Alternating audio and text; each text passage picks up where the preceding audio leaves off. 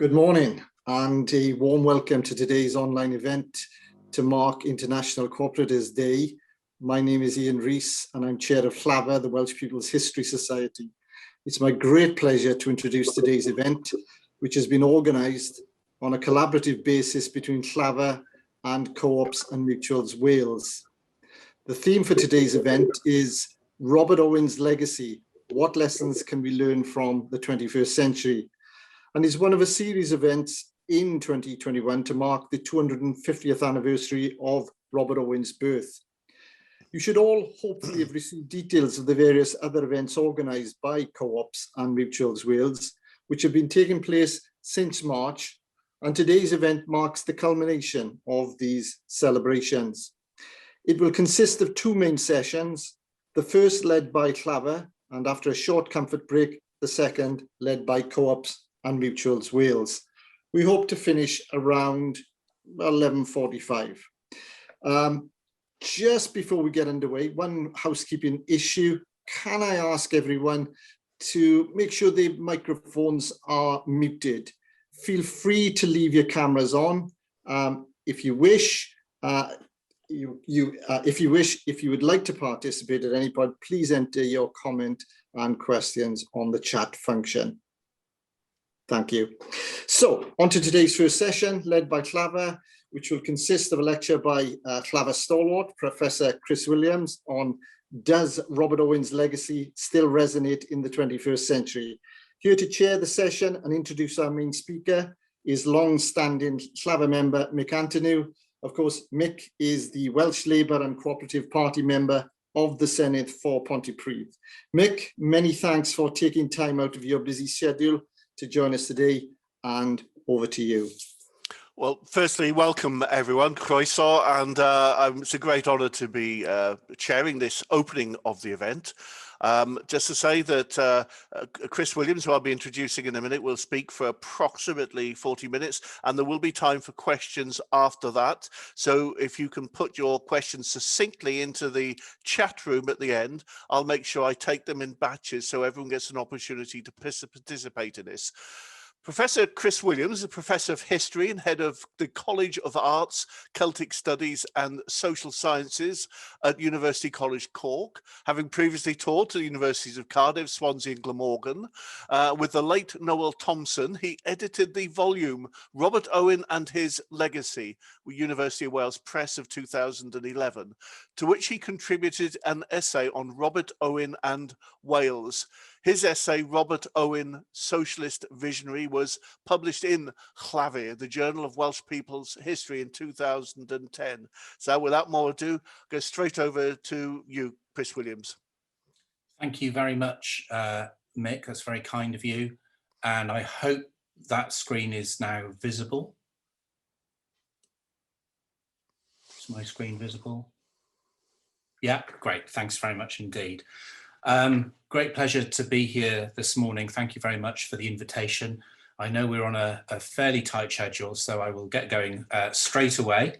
Robert Owen was born 250 years ago this year in Newtown, Montgomeryshire, into a world that, were we to be transported back to it, would look very, very different from our own. In 1771, George III was only 11 years into his 60-year reign. Both Napoleon Bonaparte and Ludwig van Beethoven were still in nappies. The American colonies were part of the British Empire. Adam Smith had yet to write The Wealth of Nations, and Captain James Cook had not yet returned from his first journey circumnavigating the globe. The population of England and Wales was a little above 7 million, of which only 30% lived in towns.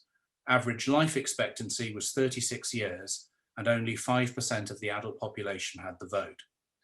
Now, over the course of the next 87 years, Owen's lifespan, the world would change enormously. Queen Victoria was on the throne when Owen died, again in Newtown, in 1858. The Indian Rebellion had been brought to a close that summer, and tentative moves were being made towards a second reform bill to follow that of 1832. Karl Marx was living in London and was on the point of putting aside the Grundrisse in order to bang out much more lucrative articles for the New York Daily Tribune. The following year, he would outline his materialist conception of history in the contribution to the critique of political economy, changing the direction of political thought for more than a century. In 1859, Charles Darwin would publish his Origin of Species, transforming the understanding of human evolution and challenging the common fundamentals of contemporary religious belief.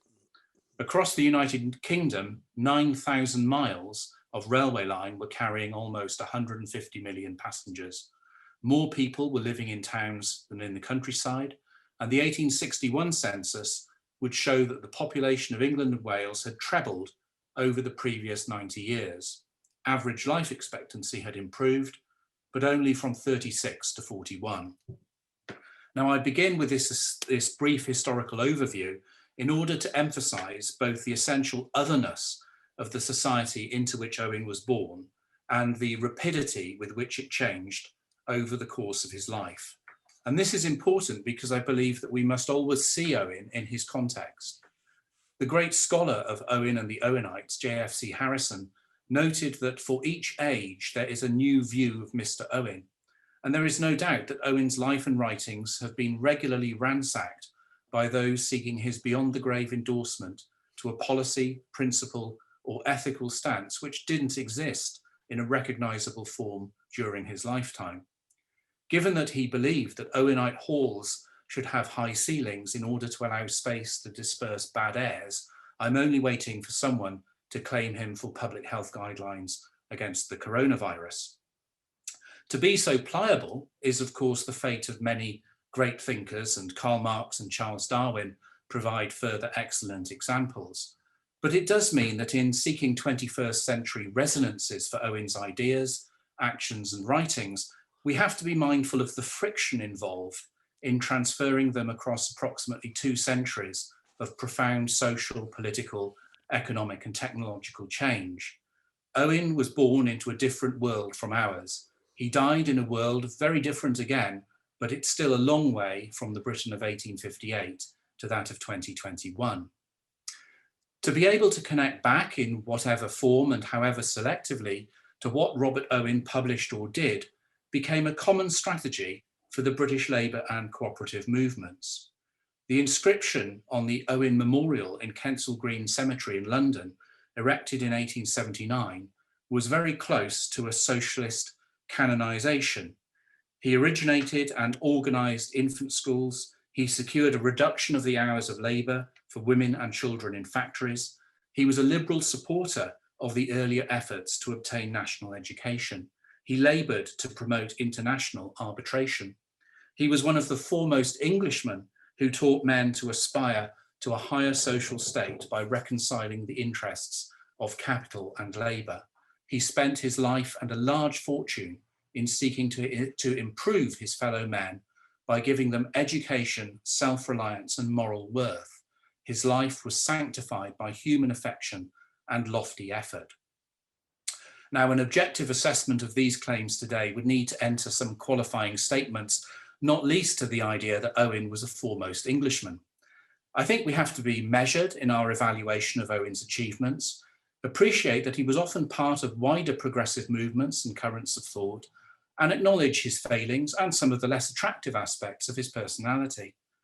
In the same spirit, we have to be careful when looking to accommodate some of the more recent assessments of Owen's record, neither to fail to appreciate the specific context in which he worked, nor to hold him to anachronistic standards which tell us more of our own age than of his. So in seeking to answer the question, does Robert Owen's legacy still resonate in the 21st century? I'm going to begin by identifying 3 aspects of his legacy that for various reasons are problematic, at the same time seeking to understand them in their historical context. But I'm then going to outline 3 of his ideas and achievements that I think continue very much to hold resonance for human society today. To begin with the problem areas, it would be remiss of me in the current context not to address head-on the issue of Robert Owen and slavery, which has attracted some recent comment. Michael Morris, a senior lecturer in English at Dundee University, published in 2018 an essay titled "The Problem of Slavery in the Age of Improvement, David Dale, Robert Owen and Newlanark Cotton." the contents of which appear to have influenced the Welsh Government's 2020 report, The Slave Trade and the British Empire, an Audit of Commemoration. And the argument is summarised by the report as follows. Owen's perceptions of slavery as a social reformer and factory owner led him to disagree with emancipation. Although he does not seem to have campaigned against emancipation, he repeatedly compared what he perceived as the satisfactory conditions of the enslaved with those of the working classes. He visited Jamaica in 1829 and on the basis of a day's tour wrote that without the interference of abolitionists, these slaves cannot fail to be generally the happiest members of society for many years to come. The Newlanark mills were reliant on cotton grown by enslaved people in the southern US, the Caribbean and Brazil. Owen endorsed the arguments of slave masters and opposed emancipation in the late 1820s. When he developed his American utopian settlement of New Harmony, Indiana in the mid-1820s, its constitution allowed membership by people of all ages and descriptions, but excluded persons of colour, who it suggested might instead be accepted as helpers or enabled to join communities in Africa or elsewhere. Now, parts of this argument are accurate and are valuable in bringing this issue to the fore, although they are not novel. It's well known that the Newlanark mills used slave cotton, as did the British cotton industry in general. Owen's reflections on the quality of life of what were called house slaves in Jamaica were certainly naive, as Frank Podmore had remarked in his 1906 biography of Owen. And New Harmony did not admit people of colour on an equal basis with whites, as Anne Taylor had noted in her 1987 study. But overall, I think the argument is misconceived and ahistorical. First, I think it's guilty of what I would call prejudicial imprecision. To give two examples, the report cited here states that Owen does not seem to have campaigned against emancipation. Well, that would be more accurately and fairly phrased as Owen did not campaign against emancipation because there is no evidence for him having done so. The second example comes from Michael Morris's essay, where he cites Owen as writing in his autobiography the following: "Bad and unwise as American slavery is and must continue to be." Morris then takes Owen to task for not elaborating on why American slavery must continue. But what troubles me here is that Morris has read these words as suggesting that Owen thinks that American slavery must continue. He does not entertain the possibility that what Owen meant was that insofar as slavery in America continues, it must continue to be bad and unwise, which would be my reading. Now, clearly these words are open to interpretation in more than one way, but not to acknowledge that possibility and instead to impose a single interpretation wouldn't be my approach to historical evidence. The second point is that Owen is characterised simply as opposing emancipation, but this ignores a number of pronouncements by Owen which are critical of slavery. In his debate with Alexander Campbell in 1829, Owen stated, "In the new state of existence, slavery will be unknown. It will die a natural death under the preliminary government of the present generation." Owen had lectured in New Orleans the previous year, criticising the treatment of Black people, which, as Ian Donachie notes, must have done little to endear him to Southern audiences. In his memorial to the Mexican Republic in 1828, he praised the Mexicans for having abolished slavery in 1824, thus presenting to the world an example worthy of general imitation. And in his autobiography in 1858, he wrote that slavery could not exist in a true and rational state of society. Now, to my mind, this is not what has been termed a consistent endorsement of the arguments of slave masters. Third, I think that in the attempt to point the finger at Owen, insufficient attention is paid to the context of what he said or when he said it. So Owen's comparison between the lives of slaves and those of workers in Britain's industrial districts is presented as a simple endorsement of the arguments of slavers, when it should be read as a rhetorical device focused on highlighting the need to address the conditions of British workers, which was Owen's primary focus. And Owen was by no means the only radical to use such a construct. William Cobbett did the same, as did the Black radical Robert Wedderburn, pictured in this print by George Cruikshank on the right there, Robert Wedderburn was author of The Horrors of Slavery and Other Writings. He was opposed to Owen in 1817 over Owen's plans. He later became an Owenite. So he used exactly the same rhetorical trope as did Robert Owen, and he was clearly not endorsing the arguments of slavers. The fact that Black people were not admitted to full membership of New Harmony has to be understood in the context that slavery had only been outlawed in Indiana in 1820. That in the west of the states, and New Harmony is right on the border with Illinois, slave owning had been common, and not all slave owners had divested themselves of their slaves by 1826. To attempt a racially integrated community in early 19th century America was, should we say, ambitious, but nonetheless, Owen in 1825 wrote to his colleague William Allen, suggesting that our operations will soon extend to the Blacks and the Indians, and he held a meeting with Choctaw and Chickasaw chiefs in Washington. Now, the community collapsed before any changes were made, but one of Owen's followers, Francis Wright, did attempt a racially integrated community at Neshoba in Tennessee, and, noted JFC Harrison, as such it was well calculated to incur local displeasure.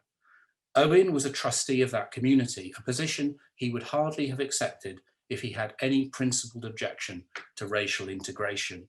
And indeed, insofar as Owen addressed such issues in his writings, he was committed to positive social change for all, stating that his sole view was to benefit my fellow men of every rank and description, of every country and colour, when he spoke at this address pictured here at the City of London in August 1817.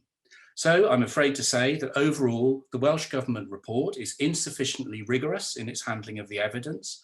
It operates with a simplistic understanding of the nature of 19th century political discourse, and it does Owen a significant injustice, one might say a historical libel, in portraying him in the way that it has.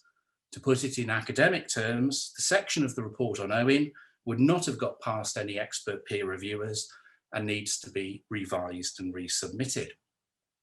So, with that elephant in the room sent back to the circus, let me now look at a second area, that of Owen and political reform. Now, one of the main criticisms that may be levelled against Owen is that from when he began to make national political interventions in the wake of the Napoleonic Wars, through to the 1840s, the early 1840s, he showed little interest in parliamentary reform and the extension of the franchise, which was perhaps the greatest cause of the radical working class and Chartist movements. Indeed, he was either indifferent or even opposed to political reform for long stretches of this period. In his letter published in the London newspapers in August 1817, he stated that a reform of our great national institutions, without preparing and putting into practice means to well train, instruct, and advantageously employ the great mass of the people, would inevitably create immediate revolution and give new and extensive stimulus to every bad passion. Violence would follow every party, whether more or less virtuous, ignorant, or intelligent, would equally suffer in their turn. And in a short period, this empire and all Europe and the Americas would be plunged in one general scene of anarchy and dreadful confusion, of which the late French Revolution will give but a faint anticipation. Now, it is tempting to judge such opposition as reactionary, and indeed some political radicals opposed his schemes because they felt he was, even if admittedly sincere, a dupe of the establishment. But in reality, Owens was another evolutionary, peaceful, constitutional path to emancipation and citizenship. So I think you have to consider this phase, particularly the years 1816 to 25, as a missed opportunity to forge a broader coalition of the good. Owen has to share at least half of the blame here for a failure to communicate, to build optimal alliances with radical and reformers who, though they differed on points of detail, at least shared an ambition to see progressive change. And it wasn't as if Owen wasn't on reasonably good terms at various times with key radical leaders, including John Frost, Henry Hunt, Ernest Jones, and Fergus O'Connor, but his priority targets lay elsewhere. Owen's approach was to attempt to convince the leaders of society, politicians, including cabinet members, prime ministers, bishops, archbishops, members of the royal family, leading intellectuals and writers, to convince them of the virtue of his schemes. He engaged them in correspondence, he sought interviews, he sent them copies of his pamphlets and speeches, all the while appearing convinced both of the logicality of his proposals and that it was possible through rational persuasion to change the world. Owen was mistaken in not appreciating the benefits that an extension of democracy could bring. His own method rarely delivered results, whereas a widened franchise at least held out the possibility of government in the interests of the majority rather than the propertied elite. But one has to recall that immediately following the Napoleonic Wars, there was no unanimity amongst those who wanted change as to how far it might be either practical or wise to proceed, particularly when there was very hardline opposition before 1832 to any change in the unreformed constitution. This was a time of very considerable turmoil. 300,000 soldiers and sailors were demobilized after the defeat of Napoleon. There was enormous economic dislocation, as £40 million was no longer being spent on the war effort. There was a collapse in demand for iron and coal. The spring and summer of 1816 were the worst in recorded history. There was a trade depression, widespread unemployment. Demands for political reform that had been largely stifled by patriotism and government repression during wartime now resurfaced with vigour and urgency. Industrial disputes broke out as the Luddite tradition revived, and there were incipient insurrectionary gestures at Spa Fields in London in 1816 and at Pentridge in Derbyshire in 1817. Habeas corpus was suspended, large political meetings once more prohibited, and 1819 was to see the reform campaign culminate in the demonstration at St. Peter's Fields, Manchester, illustrated here, violently dispersed by yeomanry and regular cavalry in what became known as the Peterloo Massacre. Owen's concern was that without appropriate levels of education or economic independence, extending the vote to the working classes might only reinforce the power of reactionary forces, an argument that would be repackaged in different contexts by the Liberal Party at the time of the Second Reform Act in the 1860s and by those opposed to what was called equal term suffrage during Edwardian debates on female enfranchisement. He was, half a century before the secret ballot was brought in, deeply sceptical about the existing practices of the electoral system, which rewarded bribery and intimidation. And he was very mindful of the fragility of the social compact in Britain in the late 1810s and early 1820s. Now, towards the end of his life, Owen shifted his position.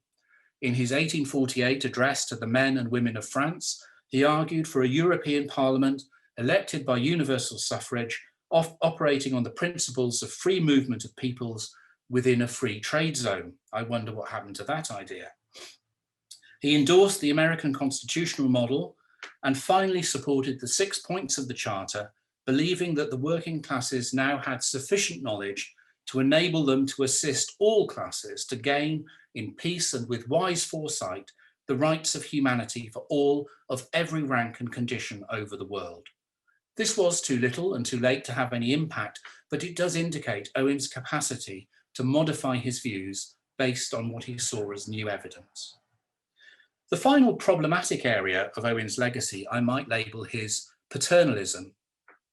Owen's platform for national political intervention from the publication in 1813 of a new view of society onwards was the combination of economic success and social reform that he had engineered at Newlanark. For him, this was proof positive that his ideas would work once they were extended to other communities and eventually to society as a whole. Now, there's no doubt that Newlanark was an enormous achievement, notwithstanding that the foundations of an enlightened industrial community had been laid by Owen's father-in-law, David Dale. Newlanark was visited by thousands from Britain, Europe, and America. You can see some visitors on the left of this picture. They travelled to see firsthand the secret of Owen's success. And the example he set was one of global reach and significance, eclipsing anything comparable before or since. Raymond Williams, writing in Culture and Society, suggested it is so great a positive human achievement as to be virtually incredible in such a field in the years between the Luddites and Peterloo. But it has to be acknowledged that at Newlanark, Owen was in a position of very considerable power and authority over his workforce. He was able to shape the conditions in which they lived and worked, with the greatest resistance probably coming from his business partners. Once he went beyond Newlanark, Owen rarely enjoyed that same level of control, and the difficulties he ran into in New Harmony and in other ventures often came about because his ideas encountered resistance and he was unable to adjust, particularly to any conception of working class agency. Owen had a strong tendency to think he knew best and to be little interested in opinions which did not fit with his presuppositions. I chose this picture of Owen because there's a sense of that character, I think, that comes through in this depiction. A stubborn refusal to compromise both made him into the determined prophet he was, but also limited his ability to build bridges with those with whom he needed to find common ground. And even among his admirers, there could be found widespread aversion to aspects of Owen's manner, his repetitious tone, his frequently dismissive attitude to those who might dare to question the validity of the philosophical assumptions on which his many projects were based. And even at Newlanark, these characteristics aroused some opposition, as has been demonstrated by Ophélie Siméon in her recent study, Robert Owen's Experience at Newlanark. Siméon argues that the Newlanark workers refused to see themselves merely as employees and factory community dwellers. They understood themselves not as, in Owen's phrase, living machines, but as individuals and as independent citizens. Now, she acknowledges the lack of organised workers' resistance to Owen. There were no strikes in Newlanark while he was in charge, nor was there any episode of machine breaking, and a picture of relative harmony is strengthened by the almost complete absence of crime in the village. Siméon refers to the positive testimony offered to the Factory Inquiry Commission of 1833 in respect of working conditions in Newlanark. And in 1818, over 500 inhabitants of Newlanark submitted a petition supporting Owen's endeavours to protect child workers.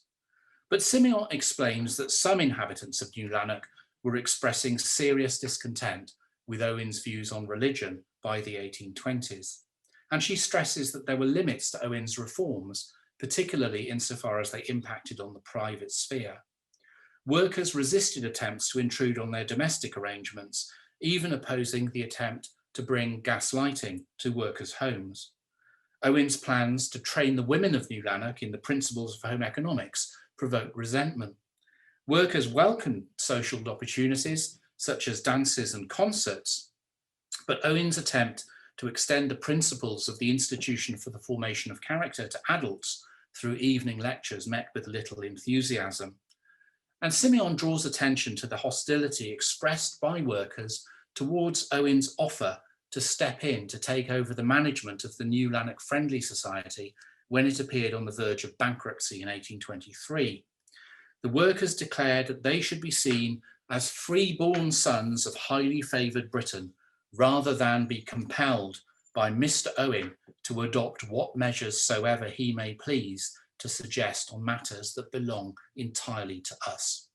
Overall, according to Siméon, resistance at Newlanark gradually led to a rejection of the close-knit personal relationship between master and worker that Owen had worked so hard to produce. So to summarise the first half of this talk, in any evaluation of Owen's legacy, we need to be able to recognise that his ideas and approaches were formed in a very different era, and at least some of them do not travel well into 21st century societies predicated on universal suffrage and concepts of citizenship, and societies enjoying levels of material comfort that would have been unthinkable in the early 19th century. To name a few more ideas that would appear problematic today, at Newlanark, illegitimacy was punished. Owen was negative on what he termed effeminacy. In later life, he was a spiritualist. Though himself brought up bilingual in Welsh and English, Owen believed that it would be to the benefit of the world if English became its universal language, because, he said, the continuance of a variety of languages tend to separate man from man, and to create and maintain contests and wars throughout society.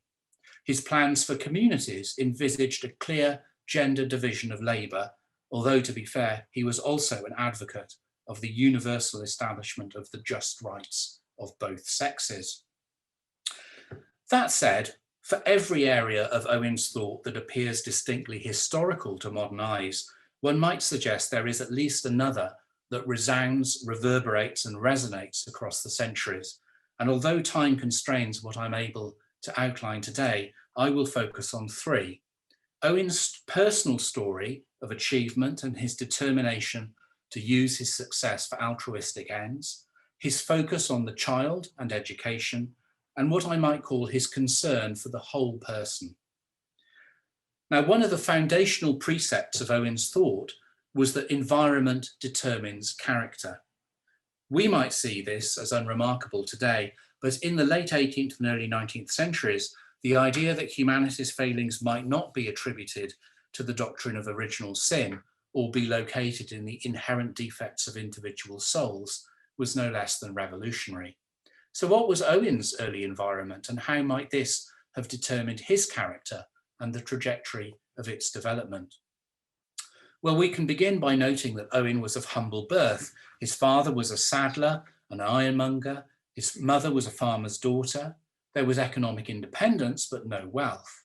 The family valued literacy, but education was confined to the local school and ended when Owen was 10 years old. At the same time, he was required to contribute to the household income by working part-time at a draper's and haberdasher's shop.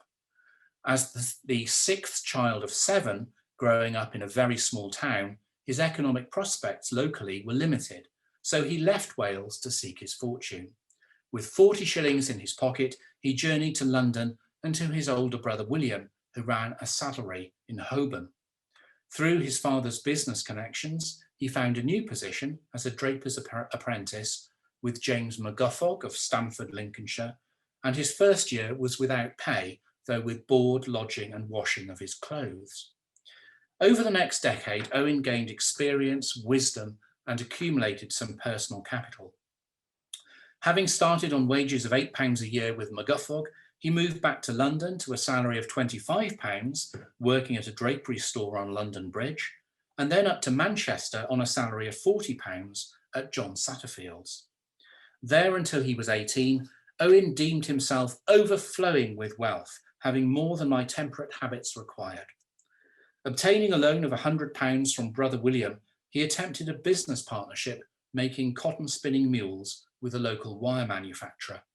He was quickly an employer of 40 men, was just as quickly bought out of the business, and aged 19 set up on his own.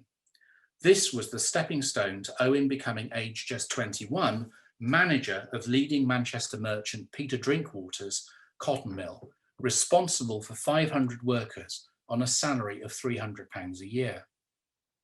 This was, as Owen recognised, something of an incredible achievement. When it was known that Mr. Drinkwater had engaged me, a mere boy without experience, to take the entire direction of his new mill, which was then considered almost one of the wonders of the mechanical and manufacturing world, the leading people thought he had lost his senses, and they predicted a failure and great disappointment. Owen himself experienced significant self-doubt. I said to myself, how came I here? And how is it possible I can manage these people in this business? I was diffident of my own powers, knowing what a very imperfect and deficient education I had received. I had solicited this situation, but I had no idea of the task which I had to perform, or I should never have made the attempt to perform it.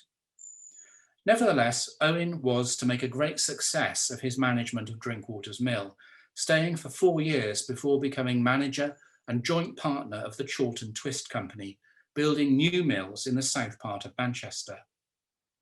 It was in attempting to expand the customer base of this company that Owen began to make trips to Scotland, ventures that would in due course lead to him both marrying Anne Caroline Dale, daughter of cotton master David Dale of Newlanark in 1799, and in 1800 taking over as manager and joint partner of the Newlanark Twist Company. So by the time he was 30, Owen was a rich man, a leading businessman and a bold entrepreneur. It wasn't exactly a rags to riches story. He was not born into absolute poverty. He had the benefit of some measure of family connections, but Owen could be regarded as an exemplar of a self-made man, responsible for his own success. But what marked Owen out henceforth was his determination to use his money, his business experience, and the insights he gleaned into human nature and human society for what he felt would be the betterment of mankind. He committed himself to remake the world around him, initially in Newlanark, later across Britain, Ireland, America, Mexico, and Europe. He, in word and deed, distanced himself from, as he put it, the idle visionary who thinks in his closet and never acts in the world, instead attempting to put his theories into practice, expending enormous energy and exhausting his personal wealth, seeking answers to some of humanity's most urgent problems. One of those problems, as Owen viewed it in early industrializing Britain, was the experience of children, particularly those of the working classes. As he noted in his report to the County of Lanark, men are and ever will be what they are and shall be made in infancy and childhood. Particularly in his writings in the 1810s, he abhorred pre-literate children being forced into industrial work where they became living human skeletons, almost disrobed of intellect. In reaction, at Newlanark, he reduced the hours of labour for children in the mills, a measure he later sought to have extended nationwide. And in 1816, he opened the Institution for the Formation of Character, a school for children between 5 and 12. This was handsomely equipped with hundreds of pounds spent on state-of-the-art visual aids, with a teacher-pupil ratio of 1 to 18. The school taught not just reading, writing, and arithmetic, but also botany, civics, geography, geology, history, ancient, modern, and natural. And the children were taken out on visits and field trips. There was great emphasis on enjoyment, on music, singing, and dancing. Owen was determined to make education fun, abolishing corporal punishment, encouraging his teachers to allow the children to play when it appeared that their concentration was wavering. A deputation from the Leeds Poor Law Board of Guardians in 1819 considered that the most remarkable thing about the education of the Newlanark children was the general spirit of kindness and affection which is shown towards them. Raymond Williams argued that the infant schools of Newlanark were original enough in their educational techniques, but they were far more innovating in their humanity and kindness. When Owen talked of creating human happiness, he was not serving an abstraction, but an active and deeply impressive experience. His institution of these schools ranks as one of the major personal achievements of the century. Now, it wasn't to be until 1870 that the British state began a countrywide system of primary education, and then it was one that did not match the enlightened standards set by Owen more than half a century before. Owen's curriculum was essentially secular, dedicated to producing questioning minds and adults who would understand their place in the world. He was committed to a rational education which would not exclude the child of any one subject in the empire, especially those in the lower walks of life. He believed the working class deserved the same chances in life as those born into more fortunate backgrounds. As it stood, children were susceptible to being formed by various negative influences, including religion, nationality, language, class, sectarianism, and habits and notions imbibed from parents. But by appropriate education and training, Owen believed that children could be inculcated with an active and ardent desire to promote the happiness of every individual, without the shadow of exceptions for sect or party or country or climate. The last of the three areas of Owen's legacy I want to consider is what I would call his concern for the whole person. From the very beginning of his adult life, Owen appreciated that those in his employ had lives that extended beyond the hours they spent in his cotton mills, and that addressing their interests and needs in the round had to be a necessary component in his plans to move towards new and more satisfactory arrangements for society as a whole. At Newlanark, this involved some fundamental guarantees of what would become the welfare state model, providing medical facilities, factoring in provision for workers who were sick, injured or old. It also included ensuring the quality and reasonable pricing of goods available at the company shop, and the building of, by the standards of the day, high quality workers' housing, some of which is indicated in this print and is still in use. But Owen's vision went far beyond such immediate practical concerns. He aimed to create the environment in which the human character could flourish. That might involve laying out footpaths, which you can see in this print, through the beautiful Falls of Clyde, so that workers and their families might enjoy the striking scenery and marvel at the waterfalls. It embraced making provision for social events, including dances and concerts, and in the foreground of this print you can see what I think is a brass band. He aimed to find ways of resolving disputes and quarrels within the community that averted recourse to law or worse, violence. He abhorred gambling and counselled against dependence on alcohol. He wanted the Sabbath to be transformed from a day of superstitious gloom to one of universal enjoyment and happiness. And again, this print shows people enjoying the scenery and the walks by the river. In his vision for future communities, Owen advanced the notion that every individual would blend agricultural and industrial occupations and would have access to lecture rooms, places of worship, libraries, grounds for exercise and recreation. Gardens were to be available for cultivation. Homes would be rendered in every way convenient and usefully ornamented. There would be central heating and a rudimentary system of air conditioning. Owen's attention to detail and his essential empathy for the lived experience of those he sought to help is for me captured no better than by his simple idea that bedrooms in these communities would overlook the countryside outside the settlement's walls, while sitting rooms of proper dimensions would face the interior square. In creating conditions in which men and women might flourish, Owen envisaged that there would be an end of all mere animal machines who could only follow a plough or turn a sod or make some insignificant part of some insignificant manufacture or frivolous article which society could better spare than possess. Instead of the unhealthy pointer of a pin, header of a nail, piecer of a thread, or clodhopper, senselessly gazing at the soil or around him without understanding or rational reflection, there would spring up a working class full of activity and useful knowledge, with habits, information, manners, and dispositions that would place the lowest in the scale many degrees above the best of any class which has yet been formed. Now, in his mature years, Owen turned his attention increasingly to the familial arrangements under which men and women might live.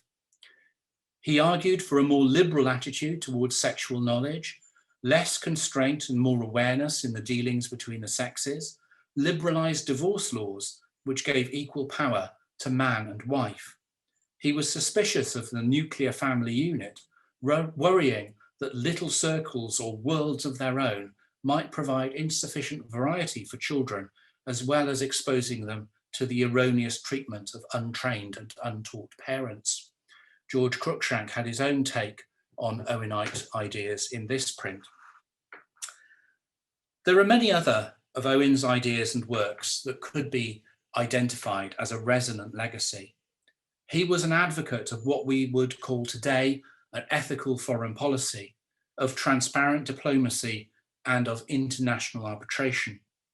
He planned to give Britain's colonies and dependencies self-government, this in 1832, while still receiving every aid from the mother country to improve their character and condition. He envisaged an end to war, rendered obsolete by an awareness of the shared interests of the whole family of mankind, with differences between nations resolved in an annual Congress, what price the League of Nations or the United Nations. And although I haven't discussed it today, in his multiple entanglements from the early 1830s with the Grand National Consolidated Trades Union and the early co-operative movement, Owen and his followers made an enormous contribution to the process as Edward Thompson characterised it, whereby capitalism was gradually warrened from within by the British labour movement, laying the foundations for what would become the Trades Union Congress, the ILP, and eventually the Labour Party for British social democracy. As Friedrich Engels could acknowledge 2 decades after Owen's death, every social movement, every real advance in England on behalf of the workers links itself on to the name of Robert Owen. To conclude, in preparation for this talk over the last few weeks, amongst other things, I've been working my way through the 4 volumes of Robert Owen's selected writings, edited by Greg Cleese, and through the Penguin Classics edition of A New View of Society, also edited by Greg Cleese. I haven't quite finished the task. Of the 53 works available between those covers, I've still got 20 to go. But in refreshing my memory of Owens' ideas, I have been profoundly impressed by his energy, his optimism, the breadth of his interests, and his belief that the human condition could and should be improved. Of course, he was, like any man or woman, far from perfect. He can be accused of being at times authoritarian, inflexible, delusional, blind to things that for him were not priorities, unable to work constructively with others for more than short bursts, prone to lose interest when difficulties arose and complex problems had to be solved. Yet he was always generating ideas, working them through logically and transparently in his writings and speeches, works that remain accessible and fertile despite the passage of time and the transformation of conventions of political rhetoric. Robert Owen was simply tireless in his pursuit of answers to some of the most fundamental questions that faced human society then and now. How do we avoid poverty? How do we best educate our children? How do we avoid war? How do we ensure respect for beliefs that we do not share while also remaining committed to freedom of conscience? How do we build a sense of community and social cohesion? What balance do we strike between individual freedom and collective responsibility? The answers Robert Owen found to these questions won't always be our answers, but his life's example reveals that there need be no barriers to our imagination of creative and constructive solutions to our shared challenges.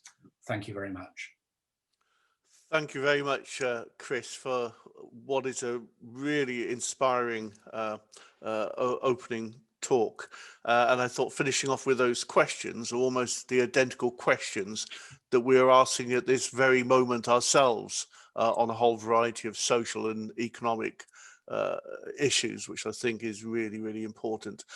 Because of time, I'm going to go quickly into questions. I'll take 3 questions that have come through so far, and I'll try and summarize them very, very quickly. The first one is a question from Chris Hall, who asks about the Owenites and whether the group of Owenites, if they existed, was it a mere handful from the elite? And if they existed, did Owen try to cultivate them?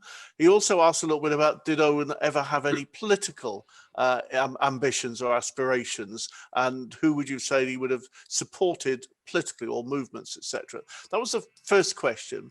Dave Smith asked a question about his dad 85 years ago saying the trouble is with the co-ops, we've got a great history, but no one seems to care. Do you think that is still the case today?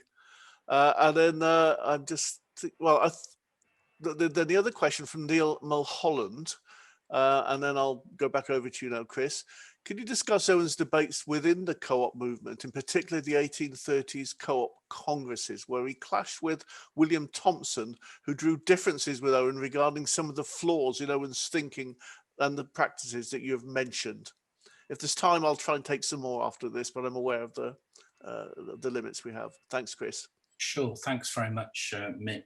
Yeah, I'll do my best there. I mean, the first question, I mean, the Owenite movement was enormous. Off the top of my head, I can't think how many. We're talking tens of thousands of people that were involved in the Owenite movement in the 1830s and 1840s, particularly through the Rational Society. There was an entire physical infrastructure built up around that, with Owenite halls opened in a number of northern towns and other facilities elsewhere in the country. It was a diffuse movement. It was not It was connected to Robert Owen. He was the social father of the rational society, but I think it was at the same time very fertile in its thought, and it began to go off in all kinds of different directions.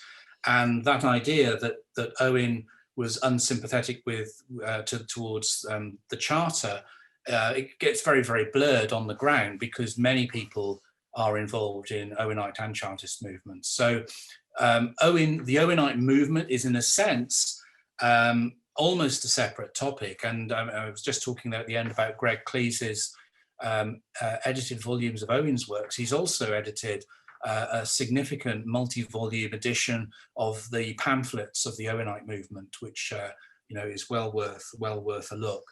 In terms of his political ambitions, yeah, Owen stood for Parliament on a few occasions, I forget exactly how many. In the book Robert Owen and His Legacy, which Noel Thompson and I did, there's an essay by Margaret Escott on Owen as a parliamentarian, or as a would-be parliamentarian. And she does look into that. He wasn't successful, but he did see that as a potential way to influence the direction society was taking. Who would he have supported? I have no idea.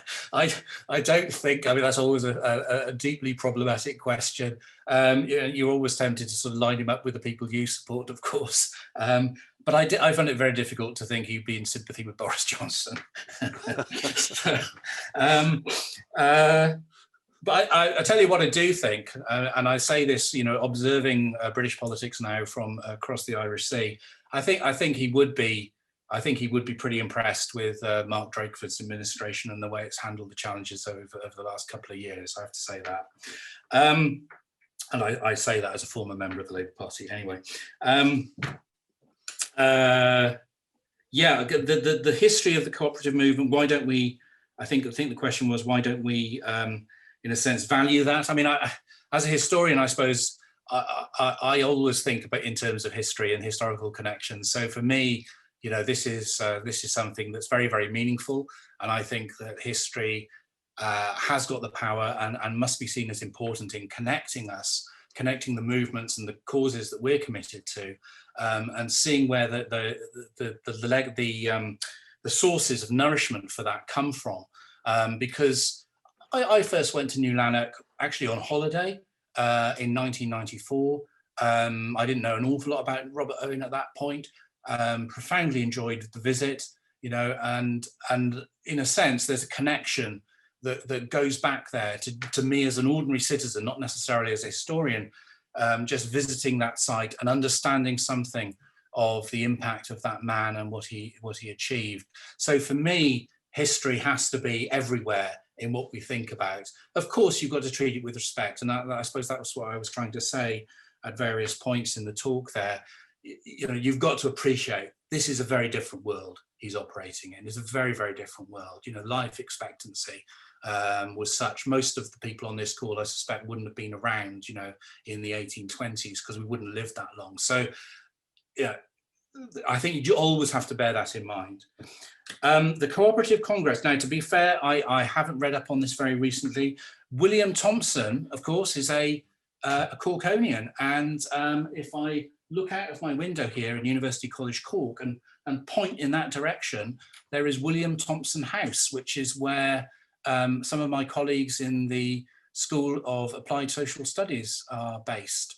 So William Thompson was a really important political economist and radical, who in many ways, I think, as I understand it, theorized the Labour theory of value in a more sophisticated way than did Robert Owen. Robert Owen wasn't brilliant at working with other people. I think that's a fair point. He was, even his sons, who were deeply loyal to him and supported him and moved most of them to New Harmony and built lives, really important lives in America. Even his sons found him a bit frustrating. So I think Owen could drive people spare, frankly, because he just wouldn't listen sometimes and he wouldn't shift his position. which, you know, it kind of gave him that consistency and that thread and that power throughout his life, but it didn't make him politically very effective at key times. So I think we have to recognize that. But I suspect the person who asked that question knows a bit more in detail about that than I do. Thanks, Chris. In time we've got left, I'll perhaps just take two further questions before we have a 5-minute comfort break. One is a question on what his views were on prisons and reform, and of course that was a major social issue at the time. And the second point is actually one for me, because of the work. I mean, some of it that I was involved in terms of the Black Lives Matters issue, the issue of public monuments, and so on.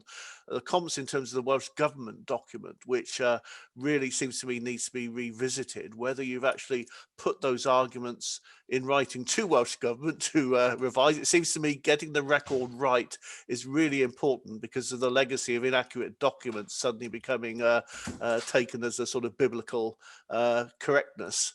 I was just wondering what your thoughts are on those 2 points. Sure, thanks very much. Yeah, prisons. Yeah, I mean, Owen believed that in the future society he wouldn't need prisons. So he was very optimistic that, you know, you could abolish crime. And within Newlanark, of course, he did reduce crime very, very significantly. He was very interested in prisons and in prison reform. And he actually visited prisons in London and spoke to the inmates and found out about their life stories and used that information to inform his understanding of human character. And I suppose one of his really urgent points that he was making in the 1810s and early 1820s was that, in a sense, human society was so wasteful. We had all of these people, but because we weren't creating the environment in which they could grow up, in a sense, as intelligent and happy and useful members of society, we were ending up in a situation where lots of them turned to crime out of poverty and to dissipation. And so he felt it was absolutely imperative that British society got to grips with that challenge to address that enormous problem of criminality. On the government report, no, I haven't put anything in writing. I mean, but I'd be happy to do so if that was thought helpful. I mean, I read that report and I kind of was a bit concerned about it, and then I went and did a lot of reading about this, and obviously the fruits of that, of what I've kind of encapsulated in that discussion today. And I think it is really challenging because, in a sense, that context is so very, very different. But I do think we need a somewhat more subtle appreciation that Owen's position on this was in a sense much more sophisticated than that report appears to me to conclude. So I think there's something that could be done there. I wouldn't say it just needs to be me involved. I think there are other scholars on Owen who would also be able to comment on this, particularly perhaps somebody who would be an expert on American utopian communities who might be able to put the New Harmony thing in perspective. So, you know, some of the language that Owen used just doesn't travel well. Some of those arguments don't travel well into the 21st century. But I think at the same time, we have to appreciate the specific context in which they were being uttered. And I think that report doesn't do Owen justice, to be fair. Yeah, no, thank you. I think that's a really important point. I see a message from Dave Smith saying we are on the case. That brings us to the end. Thank you ever so much for that. I found that really inspiring and informative, and a lot of things to think about. We've come to the end of this session. We have a 5-minute comfort break, as the terminology is these days. So if we can come back at 10:35, where Chris Hall will again open the session and introduce Jeremy Miles as chair. Thank you, everyone. Thank you, Mick. Thanks very much. Thank you, everyone.